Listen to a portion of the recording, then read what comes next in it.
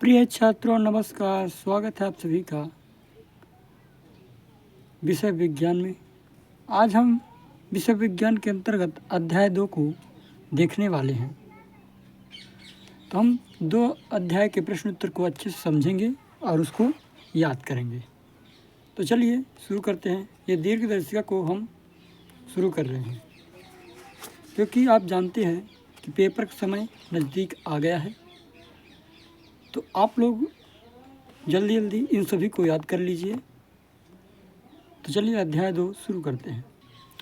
तो अध्याय 2 का नाम है क्या हमारे आसपास के पदार्थ शुद्ध हैं। तो इसके अंतर्गत हम प्रश्न उत्तर को देखने वाले हैं। आप लोग जो इसके बहुविकल्पीय प्रश्न हैं उन सबको याद कर लीजिए।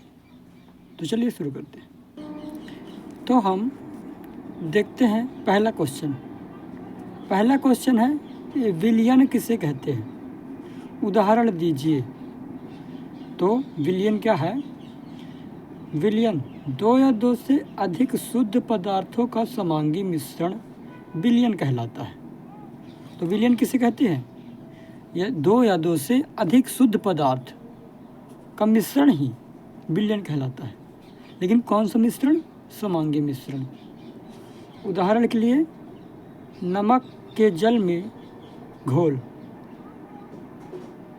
नमक का जल में घोल मतलब कि नमक और जल घोल दिए आप, तो कौन सा मिश्रण समांगी मिश्रण हो गया। लेकिन उसको क्या बोलेंगे हम? विलयन बोलेंगे। क्या बोलेंगे? विलयन। देखो अभी आपको समझ में अगर नहीं भी आया है तो समझें। जैसे आपका गिलास है, ये आपका गिलास है, तो इसमें भरा हुआ जल यानी पानी भरा हुआ है। क्या भरा हुआ है? पानी भरा हुआ है। आपने शक्कर का टुकड़ा डाला। क्या डाला? शक्कर डाला। ठीक है, शक्कर डाल दिया आपने। फिर जब इसको घोल दोगे, जब आप इसको घोल दोगे तो क्या हो जाएगा? जो शक्कर का मीठापन है ना, वो हर जगह सेम रहेगा। अगर आप यहाँ का पानी लोगे जिसमें चीनी मतलब शक्कर आपने घोल दिया है या फिर नमक घोल दिया है, तो यहाँ पास अगर लोगे ना, यहाँ का पानी लोगे तब भी उतना ही मीठ रहेगा, और यहाँ का पानी लोगे तब भी उतना ही मीठा रहेगा। तो इसका मतलब क्या है? शक्कर जो पानी में घुला है वो समान रूप से घुला है। मतलब यहाँ भी उस वही मात्रा रहेगी, मिठास उतनी ही रहेगी, यहाँ पर भी मिठास उतनी रहेगी, यहाँ पर भी मिठास उतनी रहेगी। तो ये जल हो गया, ये जल हो गया। तो 1 ये 2, या फिर इसके बाद वो नींबू भी डाला जा सकता है। नींबू भी डाला जा सकता है ना। तो 2 या देखो 2 या 2 से अधिक, ये देखो 2 हो गया ना, तो 2 या 2 से अधिक शुद्ध पदार्थों का समांगी मिश्रण ही विलयन कहलाता है। तो ये जल और शक्कर का मिश्रण ही क्या कहलाता है? विलयन। लेकिन कैसा मिश्रण होना चाहिए? समांगी। समांगी मिश्रण होगा कि नहीं? क्योंकि जल में आप चीनी डालेंगे तो चीनी की मात्रा जो मिठासपन होगा यहाँ भी उतना ही सेम रहेगा, यहाँ भी सेम रहेगा, यहाँ भी सेम रहेगा। तो इसका मतलब क्या है कि 2 या 2 से अधिक पदार्थों के अधिक शुद्ध पदार्थों के समांगी मिश्रण को ही विलयन कहते हैं। उदाहरण के लिए आप लिख सकते हो हवा। तो हवा में भी देखो 2 या 2 से अधिक पदार्थ है ना। ऑक्सीजन भी है आपका, नाइट्रोजन भी है, कार्बन डाइऑक्साइड भी है ना। बहुत सारे गैसों का मिश्रण है। तो आप 2 उदाहरण दे देंगे वही बहुत है। तो अब ये समझ में आपको आ गया होगा, याद कर लेना लेकिन इसे। ठीक। अब अगला क्वेश्चन, ये आपके क्वेश्चन आता रहता है हर बार। देखो 2020 में आया था पेपर में, मेन एग्ज़ाम में। चलो आगे देखते हैं। ऊर्ध्वपातन किसे मतलब क्या कहे? ऊर्ध्वपातन से क्या समझते हो? ऊर्ध्वपातज पदार्थों के उदाहरण लिखिए। यानी कि ये बताना है ऊर्ध्वपातन क्या है। ऊर्ध्वपातन की परिभाषा बतानी है और ऊर्ध्वपातन में जो पदार्थ उपयोग आ रहा है उसका नाम लिखना है। या फिर क्वेश्चन इस तरह आ सकता है, ऊर्ध्वपातन की परिभाषा को उदाहरण सहित समझाइए। तो देखो ऊर्ध्वपातन क्या है। तो कुछ ठोस पदार्थ गर्म करने पर बिना द्रव में बदले हुए सीधे गैस अवस्था में परिवर्तित हो जाते हैं तथा ठंडा करने पर गैस अवस्था से सीधे ठोस अवस्था में आ जाते हैं। यह प्रक्रिया ऊर्ध्वपातन कहलाती है। उदाहरण के लिए आयोडीन, कपूर आदि। तो देखो, अगर आपको समझ में नहीं भी आया है तो आप समझने का प्रयास करें। जैसे आप ये मोमबत्ती है, ठीक है ना, अगर आप इसको जलाते हो तो ये पिघलती है कि नहीं पिघलती? ये पिघलती है। मोमबत्ती का आप जलाते हो तो जल रही है मोमबत्ती, लेकिन ये पिघला भी करती है। लेकिन ऊर्ध्वपातन में क्या होता है, जैसे इधर पास आप कपूर लोगे, क्या लोगे? ये कपूर लोगे, दुकान में मिलता है कपूर। आप इसको अगर जलाओगे ना, कपूर को आप जलाओगे तो पिघलेगी नहीं, ये पिघलेगी नहीं।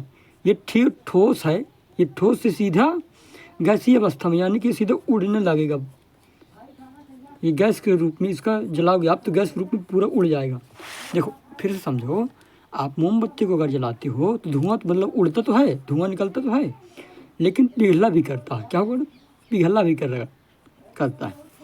लेकिन अगर आप कपूर को लोगे तो कपूर को आप जलाओगे ना तो ये ठोस पदार्थ उसी तरह रहेगा, ये ठोस पदार्थ उसी तरह रहेगा और यह क्या हो जाएगा? वाष्पित होगा, यानी गैस में बदल जाएगा। तो ऊर्ध्वपातन वही तो है कि किसी ठोस पदार्थ को जलाने पर वह द्रव अवस्था में बदले बिना सीधे गैसीय अवस्था में बदल जाता है तथा इसको अगर ठंडा करोगे या फिर ठंडा करने पर ये सीधा कहाँ में बदल जाता है? ठोस अवस्था में। अगर इस गैस को ठंडा करोगे तो ये द्रव में नहीं बदलेगा, वो डायरेक्ट में बदल जाएगा, ठोस में बदल जाएगा। देखो अभी फिर समझ नहीं है आपको, देखो समझने का प्रयास करें थोड़ा सा। अगर जैसे बर्फ़ है, क्या है? बर्फ़ है। जब इसको ऊष्मा मिलेगी तो पहले ये क्या होगा? द्रव मतलब पानी बनेगा, मतलब लिक्विड बनेगा, ऐसे बहेगा।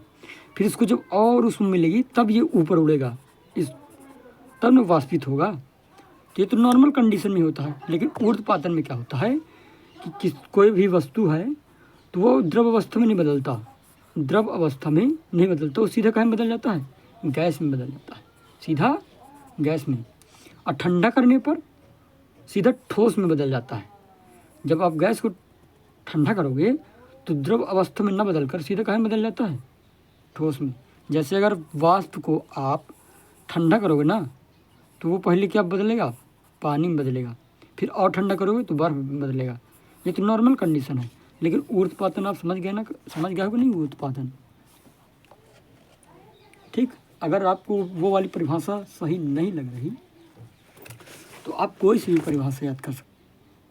आप ये वाला भी देख सकते हैं कि किसी ठोस पदार्थ को गर्म करने पर उसके बिना द्रव अवस्था में बदले सीधे गैसीय अवस्था में बदलने की घटना अथवा किसी गैसीय पदार्थ को ठंडा करने पर बिना द्रव में बदले सीधे ठोस अवस्था में बदलने की घटना को ऊर्ध्वपातन कहते हैं। उदाहरण के लिए कपूर, आयोडीन, अमोनियम क्लोराइड। तो आपने देखा ना कि ऊर्ध्वपातन में क्या होता है कि आप किसी भी चीज़ को अगर गर्म कर रहे हो, जैसे आप कपूर को गर्म करोगे ना, जलाओगे तो ये पिघलेगी नहीं, डायरेक्ट उड़ जाएगी, गैसीय अवस्था में बदल जाएगी। या फिर क्या होगा, अगर आप ऊर्ध्वपातन की प्रक्रिया में किसी गैस को ठंडा करोगे ना तो द्रव अवस्था में नहीं होगा, वो द्रव अवस्था में नहीं बदलेगा, वो डायरेक्ट ठोस बन जाएगा, ठीक ना। तो ये होता है ऊर्ध्वपातन। तो आपको जो वाला सही लगे वही वाला ठीक है, ठीक ना। अब आते हैं भौतिक परिवर्तन। तो भौतिक परिवर्तन किसे कहते हैं? तो उधर उत्तर है भौतिक परिवर्तन, वे परिवर्तन जिनमें पदार्थ के भौतिक गुण तो बदल जाते हैं लेकिन रासायनिक गुणों में कोई परिवर्तन नहीं होता, भौतिक परिवर्तन कहलाता है। देखो, अगर ये आपको समझ में नहीं भी आया है तो समझने का प्रयास करें। क्या लिखा है, देखो, हमारे दैनिक जीवन में परिवर्तन तो होते रहते हैं, जैसे गुब्बारे के फूलना, आग जलना, ये परिवर्तन हो गए। जैसे इसको अगर मैं इस तरह मोड़ दूँ नहीं, लेकिन अगर इसको मैं मोड़ दूँ तो इसके संरचना में तो थोड़ा सा परिवर्तन हो रहा है कि नहीं हो रहा। ये हाथ मैंने इस तरह कर लिया, फिर सीधा कर लिया, परिवर्तन हो रहा है कि नहीं हो रहा। हाँ, परिवर्तन हो रहा है। तो क्या बोला गया है, वे भौतिक परिवर्तन में क्या बोला गया है, वे परिवर्तन जिनमें पदार्थ के भौतिक गुणों में परिवर्तन हो, केवल भौतिक गुणों में।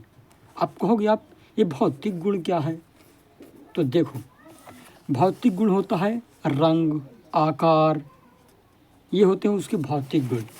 जैसे एक कागज़ है तो भौतिक गुण में परिवर्तन, जैसे कि अभी सीधा नहीं, ये कागज़ अभी क्या है, सीधा है। अगर मैं इसको फाड़ दूँ, इसको मैं थोड़ा सा फाड़ भी दूँ, तब भी एक कागज़ ही कहलाएगा, यानी कि भौतिक गुण में मैंने परिवर्तन किया है। इसको अगर मैं इस तरह मोड़ भी दूँ, इस तरह मैं अगर मोड़ भी दूँ, तब भी ये कागज़ कहलाएगा, तब भी ये कागज़ कहलाएगा। इस पर अगर मैं रंग भी कर दूँ, इस तरह कलर भी चढ़ा दूँ, तब भी एक कागज़ कहलाएगा, यानी कि मैं भौतिक परिवर्तन कर रहा हूँ, रासायनिक परिवर्तन नहीं कर रहा हूँ।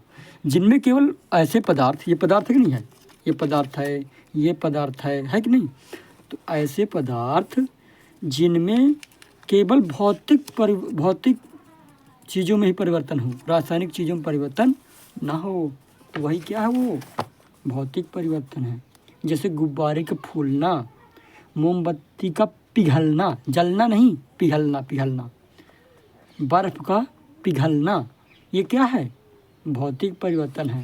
पेंसिल का टूटना, ये क्या है, भौतिक परिवर्तन है। अगर इधर से टूट भी जाए पेंसिल, तब भी तो पेंसिल कहलाएगी। कोई नया पदार्थ बनेगा क्या, कोई नया पदार्थ नहीं बनेगा, यानी कि भौतिक परिवर्तन में नया पदार्थ नहीं बनता। तो आपको समझ में आ गया होगा, तो आपको यहाँ तक याद कर लेना है, आएगा तो लिख देना है। अब देखो रासायनिक परिवर्तन क्या है, तो रासायनिक परिवर्तन वे परिवर्तन जिनमें पदार्थ के रासायनिक गुणों में परिवर्तन होता है या फिर आमूलचूल परिवर्तन हो जाता है तथा नया पदार्थ बनता है, रासायनिक परिवर्तन कहलाता है। अब आप कहोगे कि सर थोड़ा सा ये समझ में नहीं आया, तो अब समझने का प्रयास करें। जैसे आपने दूध से दही निर्माण तो देखा होगा, है ना, दूध से दही बन जाता है ना, तो ये क्या है, रासायनिक परिवर्तन है। कैसे रासायनिक परिवर्तन है, क्योंकि ये दूध अलग पदार्थ है और ये जो दही बन गया है वो अलग पदार्थ है। आप इसको दूध नहीं कह सकते हो, ये खट्टा हो जाता है, इसमें एंजाइम्स हो जाते हैं, सॉरी मतलब कि ये सूक्ष्म जीव आ जाते हैं, ये खट्टा हो जाता है। दूध और दही दोनों अलग हैं, दोनों क्या हैं, अलग हैं। तो जिनमें कि क्या हो, रासायनिक परिवर्तन हो। जैसे हमारा भोजन पचता है, उसमें रासायनिक परिवर्तन होता है ना। और रासायनिक परिवर्तन में क्या होता है, हमेशा नया पदार्थ बनता है। देखो, जब दूध से दही बना तो अब ये क्या पुनः दही बन सकता है, पुनः दूध बन सकता है, तो ऐसा नहीं है, ऐसा नहीं है। लेकिन भौतिक परिवर्तन में क्या होता था कि आप अगर परिवर्तन कर भी दे रहे हो, मान के लो ये आप परिवर्तन इस तरह मोड़ दिए, इस तरह भौतिक परिवर्तन कर भी दिए, अगर आप इसको सिद्ध कर देंगे तो पुनः उसी तरह प्राप्त किया जा सकता है और कोई नया पदार्थ भी नहीं बना। लेकिन रासायनिक परिवर्तन में क्या होता है कि रासायनिक परिवर्तन द्वारा क्या हो जाता है, नया पदार्थ बन जाता है, नया पदार्थ बन जाता है। जैसे आप किसी कागज़ को जलाओगे, आप क्या कागज़ को जलाओगे तो कागज़ पूरा ही विलुप्त हो जाएगा और नया पदार्थ क्या बनेगा, कागज़ की राख बचेगा और कार्बन डाइऑक्साइड निकलेगा, और कार्बन डाइऑक्साइड निकलेगा, है ना। तो रासायनिक परिवर्तन हो रहा है ना, यानी कि अभिक्रिया हो रही है। तो आपको ये वाला भी लिख देना है। अब आता है मिश्रण। तो देखो मिश्रण तो आप जानते हो कि मिश्रण मतलब कि मिलाना, एक से दो चीज़ों को मिलाना, हाँ। तो क्या है, दो या दो से अधिक शुद्ध पदार्थों के अनिश्चित अनुपात में मिलने से बने पदार्थ जिनमें उनके अवयवों के गुण विद्यमान रहते हैं मिश्रण कहलाता है। तो मिश्रण क्या है, जैसे ये कंटेनर है, ठीक।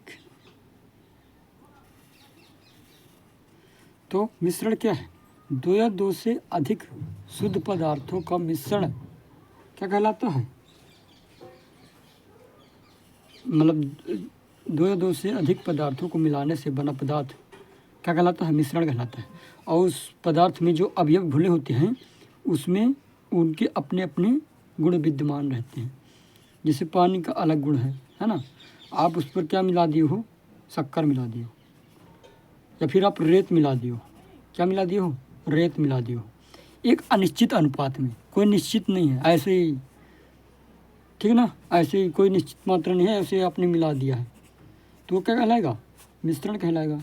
आपने पानी में रेत वोत मिलाया है, डाला था, हालांकि वो कण नीचे बैठ जाएंगे, अगर रेत मिला है तो आप इस तरह से वो बैठ जाएंगे, कोई निश्चित नहीं है, आप चाहे जितना मिला दो, चाहे जितना मिला दो, ये कोई फिक्स नहीं है, तो क्या कहलाएगा, मिश्रण कहलाएगा।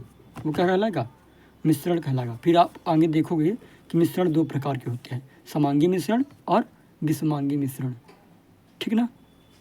तो आपको याद कर लेना है मिश्रण किसे कहते हैं, ठीक।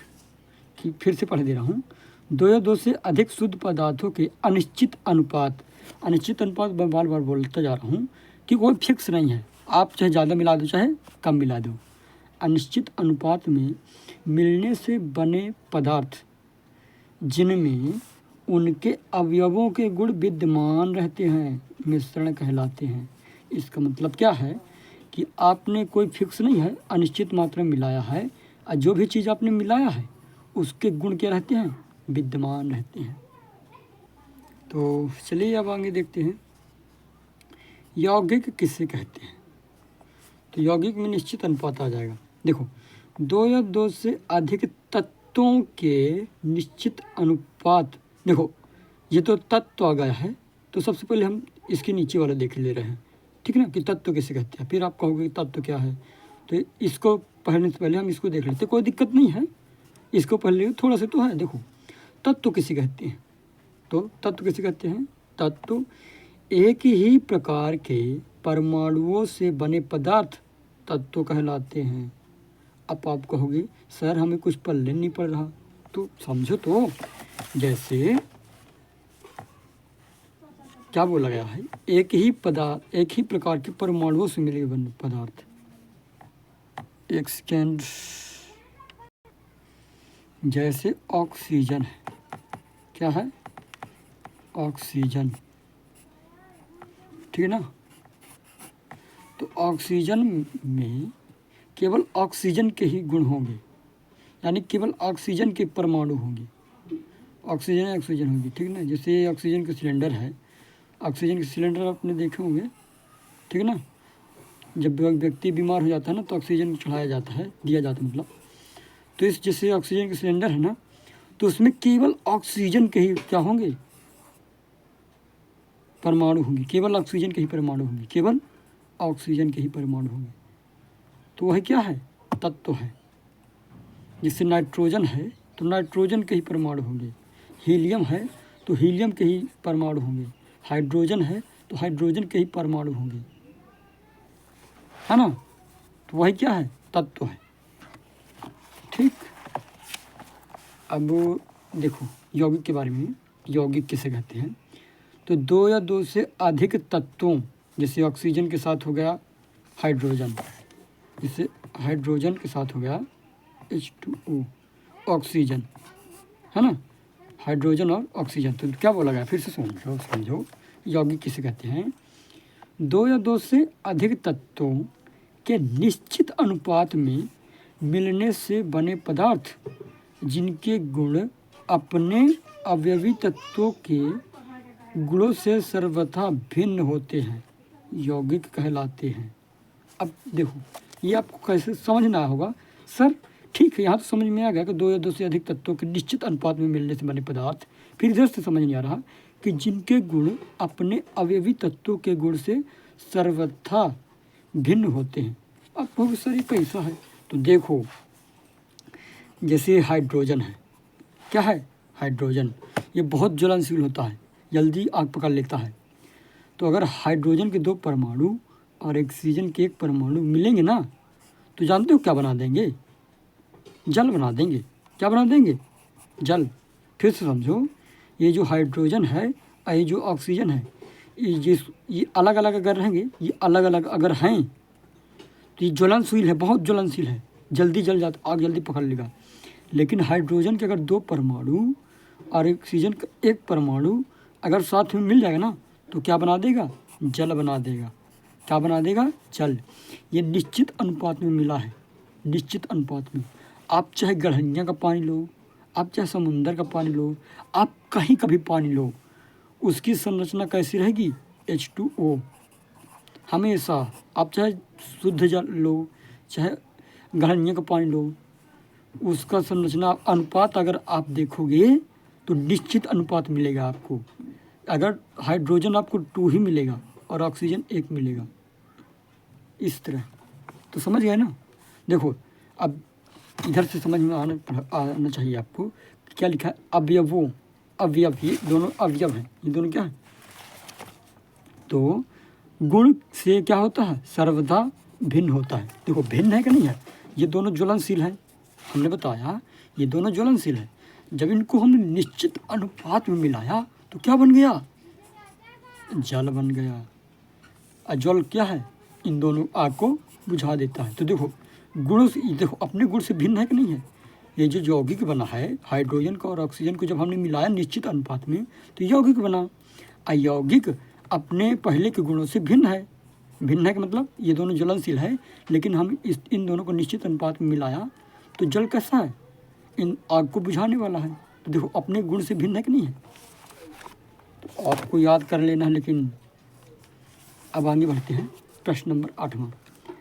तत्वों को कितने वर्गों में विभाजित किया जा सकता है, उनके नाम लिखिए। तो तत्वों को 3 वर्गों में विभाजित किया जा सकता है। धातु, अधातु और उपधातु। मेरे साथ बोलिए, मैं फिर से क्वेश्चन बोल रहा हूँ कि तत्वों को कितनी श्रेणी में बांटा गया है। तो आप बताएंगे तत्वों को 3 वर्गों में विभाजित किया गया है। पहला है धातु, दूसरा है अधातु, तीसरा है उपधातु। तो सुनो, धातु में करंट बहता है, धातु में करंट बहता है। जैसे आप तार लोगे, तांबे का तार लोगे, तांबा क्या है, धातु है, तभी ना आप करंट जल रहा है। आप लाइट वाइट चलाते हो तो जलने लगता है। तो धातु में करंट बहता है। लेकिन अधातु, जैसे ये कागज़ है, क्या है, ये कागज़ है, अगर इधर पास मैं तार फंसा दूं और लाइट जला भी दूं तो इधर करंट नहीं फैलेगा, इधर करंट नहीं फैलेगा। तो ये क्या है, अधातु है। क्या है, अधातु। लेकिन जैसे ये लोहा है, सॉरी ये लोहा है, ये लोहा है, अगर मैं इधर तार लगा दूं और टेस्टर से मतलब लाइट करंट इसमें बहाऊँ और टेस्टर से चेक करूँ ना, तो इधर करंट रहेगा, इधर करंट इधर तक रहेगा जहाँ तक लोहा लोहा है। तो लोहा ये धातु है, ये क्या है, धातु है। तो धातु में करंट बहता है और अधातु में करंट नहीं बहता। ईंट में करंट नहीं बहेगा, सूखी लकड़ी में करंट नहीं बहेगा। अब आता है उपधातु। क्या है, उपधातु।